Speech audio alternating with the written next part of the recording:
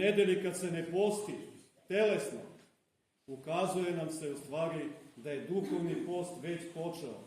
Mi takvim duhovnim postom treba da postimo svaki dan, 365 dana u godini.